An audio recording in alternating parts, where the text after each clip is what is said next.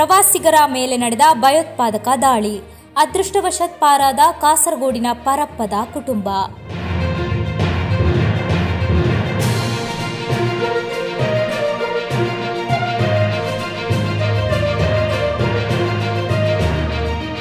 ಪಹಲ್ಗಾಂವ್ನಲ್ಲಿ ಪ್ರವಾಸಿಗರ ಮೇಲೆ ನಡೆದ ಭಯೋತ್ಪಾದಕ ದಾಳಿಯಿಂದ ಕಾಸರಗೋಡಿನ ಪರಪ್ಪದ 8 ಜನರ ಕುಟುಂಬವೊಂದು ಅದೃಷ್ಟವಶಾತ್ ಪಾರಾಗಿದೆ.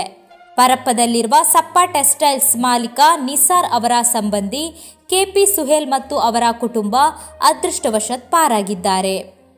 ಭಯೋತ್ಪಾದಕ ದಾಳಿ ನಡೆದ ಅದೇ ಸಮಯದಲ್ಲಿ ಅವರು ಪಹಲ್ಗಾಂವ್ನ ಬೈಸಾರ್ಗೆ ತಲುಪಬೇಕಿತ್ತು.